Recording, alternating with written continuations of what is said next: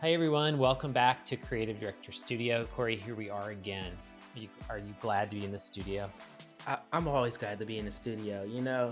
I'd really enjoy these conversations, but I'm just always excited to add add a perspective that can help somebody. Yeah, totally. That's really why we're here, and so I'm always excited, and I love reading comments and hearing what people are struggling with because we're ultimately here to help.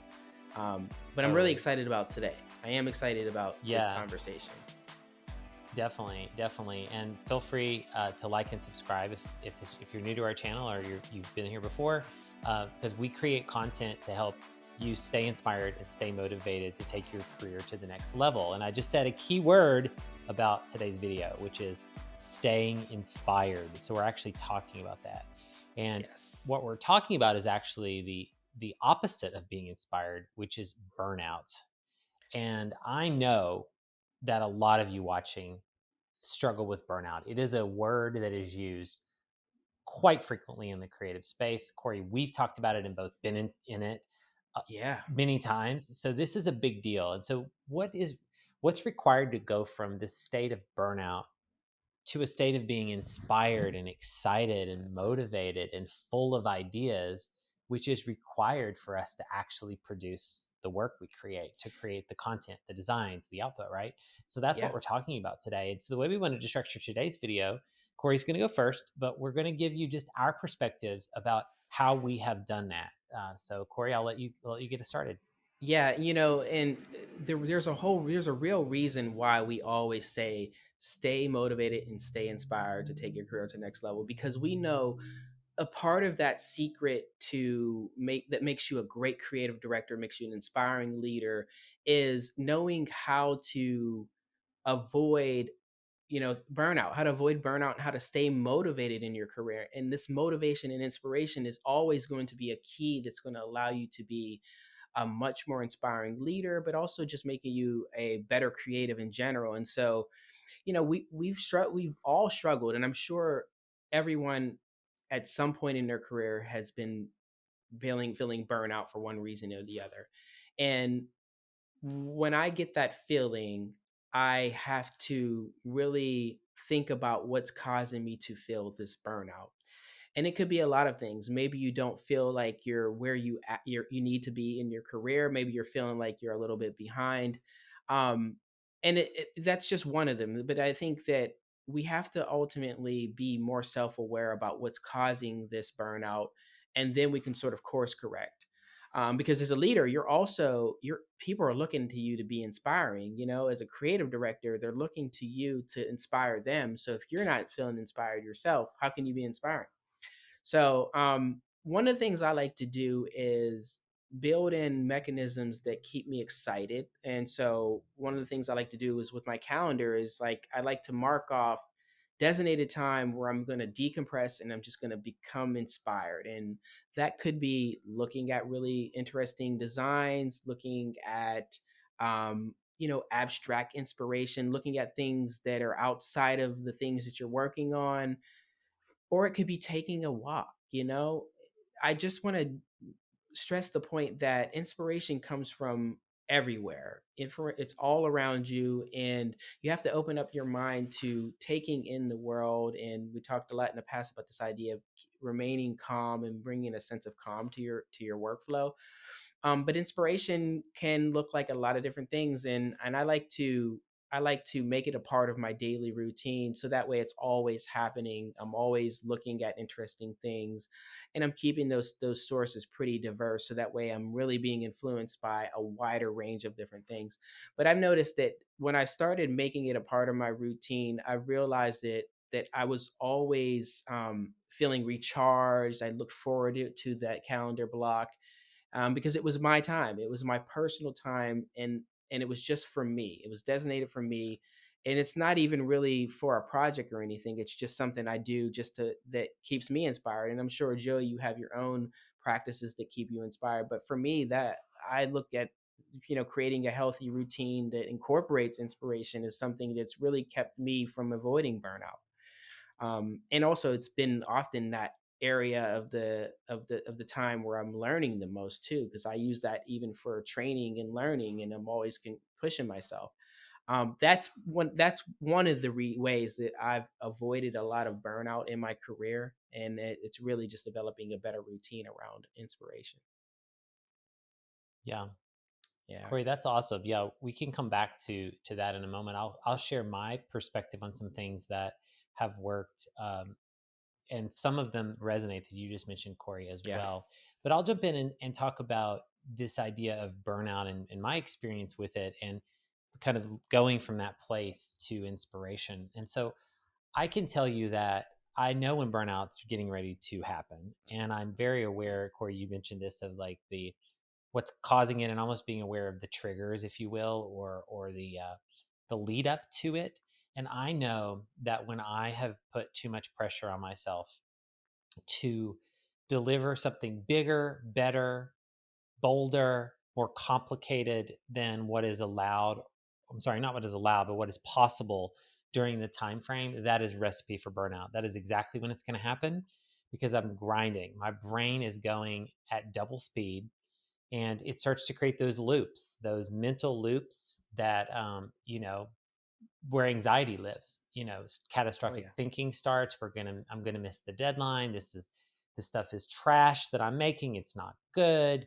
I should be able to do better than this. The negative self-talk starts.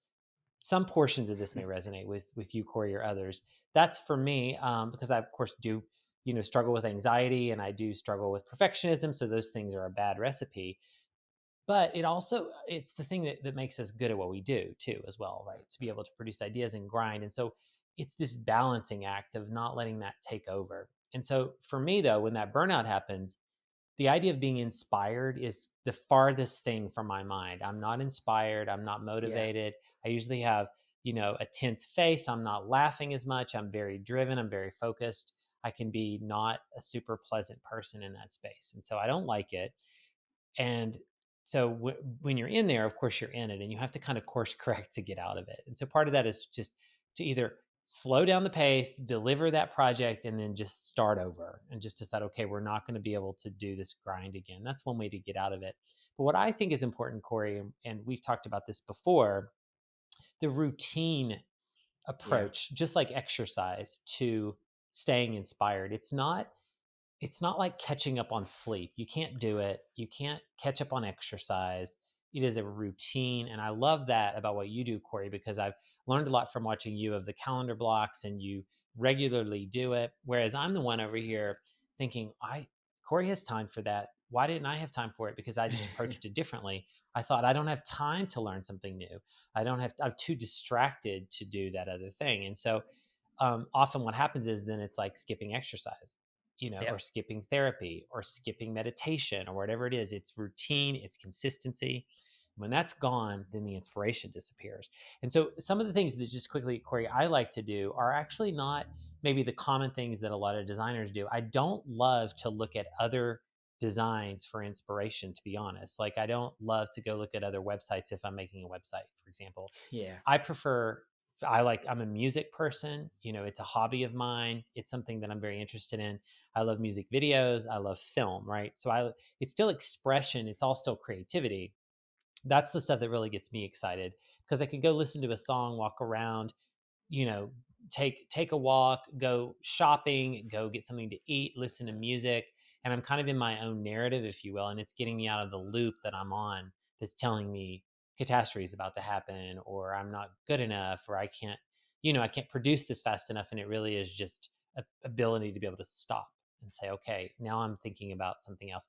That's what I do to recharge. And then in turn, the creative ideas come back. So in my mind, I'm not saying that one particular song or one particular film inspired me in a specific project, right? It's usually ambient. It's like ambient inspiration. Corey, does that make sense? And anything to add to that? But yeah, your format has really motivated me to be structured about inspiration. Yeah. Well, absolutely. Well, I think that when you say inspiration to someone, they're going to think probably what you just mentioned is a lot of designers might think, oh, I'll go on Dribble or Behance and look at inspiration. Yep. But what you have to realize is inspiration doesn't always come from the same sources. And honestly, it really shouldn't. Like you mentioned, if you're working on a website and when I'm working on anything, I try to look outside of the industry. I try to look in other diverse. I always say look at diverse sources, and what I mean by that is, I mean, to create original design, we all know that many things have been done before, but the closest way to get to an original design or original thinking is to change your inputs, change the things that you're looking at, and that will influence the work. And a lot of people draw inspiration from these abstract sources, such as music, how something sounds. You're getting a feeling, and that feeling leads to what you do on, we'll call it the paper, mouse, whatever, on the screen. Yeah. So we talked that we have a great video on how to create more soul in your design, and we'll link it here. But part of this idea of creating soul is really looking outside of your typical inspiration channels, really pulling the essence of the creative out. And we love Mhm. talking about that and this idea of soul, and you do that by really knowing how to process the things around you, how you're what where you're drawing your sources of inspiration. I take walks. I've mentioned that. I felt weird about it. Like I felt weird walk, and I don't know if this is true for you too, but like I used to feel very weird about walking away from the problem I'm trying to solve, or walking away from the design, or if I'm blocked and I'm not feeling very inspired, I would normally just grind through it. I would just keep Yeah. working and keep pushing and pushing and hoping something's going to change. And I realized that I'm really not that productive, and that was leading to me feeling more burnt out, because I've developed a career where I would just grind through everything. I never set aside time for myself to decompress, to walk away. And I realized that walking away from the problem was actually recharging me. I was feeling less burned out, was feeling more inspired in the work. And I just realized something about myself, and I'm sure this is true for many of you, that you just need to take a break. You need to walk away. Yeah. And you have to realize this too. Your subconscious is much more powerful than you realize, because when you walk away from the problem, your brain is still working on it in the background. And Yeah. I know it sounds bizarre, but it's actually working to your advantage to walk away from the problem you're at. And yeah, so that's how I stay inspired. So I'd love your idea of like just listening to music or just watching movie and just taking this moment to just walk away and decompress and do a different Yeah. activity. um Hmm.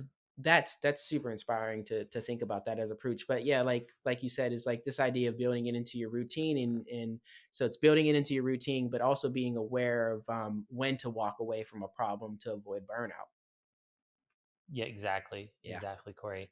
This is great. And hopefully this conversation has helped you, at least those of people watching, to just hear us processing this together. And let us know your thoughts in the comments, or reach out to us directly. Our social handles are all listed in the description on this yeah, video.